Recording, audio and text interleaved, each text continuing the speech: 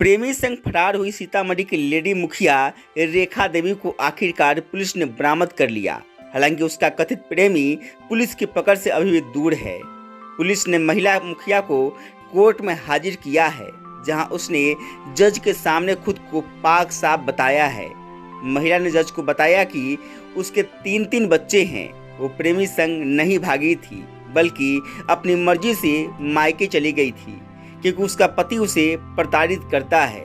पति की प्रताड़ना से वो तंग आ गई थी, इसलिए घर छोड़ने का फैसला किया। हालांकि पुलिस ने महिला को मीडिया के सामने हाजिर नहीं किया। वहीं पुलिस ने भी अभी तक इस मामले में कोई बयान जारी नहीं किया है।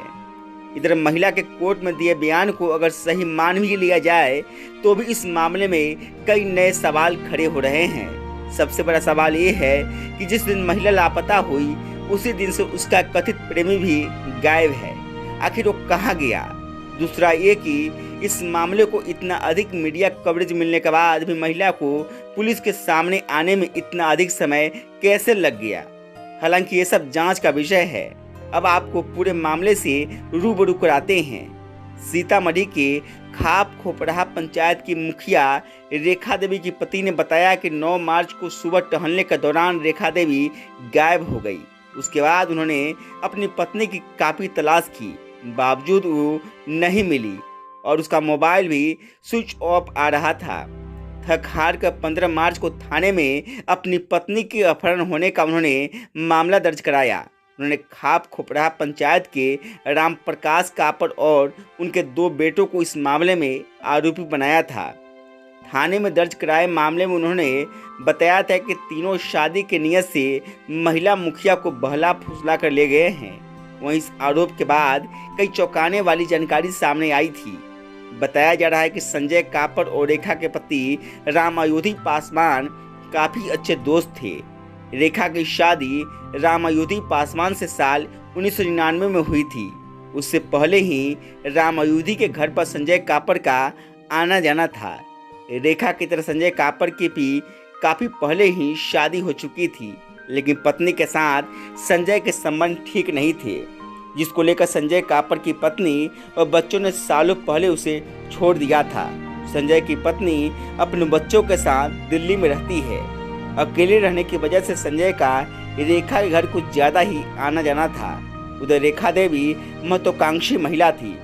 शुरुआती दौर से ही राजनीति में आने की उसकी इच्छा थी। संजय की भी राजनीति में काफ़ी रुचि थी, इसलिए वो रेखा को विधायक बनाने का सपना दिखाता था। इसी बीच साल 2002 में संजय कापड़ और राम अयोधी पासवान ने मिलकर खाद का बिजनेस शुरू किया था। दोनों ने अपने इस धंधे से काफ़ी कमाई की। इसी बीच रेखा देवी और संजय कापड़ के बीच नज़दीकियाँ बढ़ने लगी। इसके बारे में परिवार के अन्य मेंबरों को कुछ भी मालूम नहीं था। साल 2003 में रेखा के पति की शिक्षक की नौकरी लग गई। रेखा के पति का अब ज़्यादातर समय स्कूल में ही बीतता था, जिसकी वजह से रेखा और संजय के बीच मिलना जुलना कुछ ज़्यादा हो गया था। हालांकि इसकी किसी को भनक नहीं लग सकी। साल 2016 में हुए मुखिया चुनाव में दोनों दोस्तों ने मिलकर रेखा को चुनाव के मैदान में उतारा था। इस दौरान रेखा को मुखिया बनाने के लिए संजय ने कोई भी कसर नहीं छोड़ी, अपने रुपये पानी की तरह बहाए।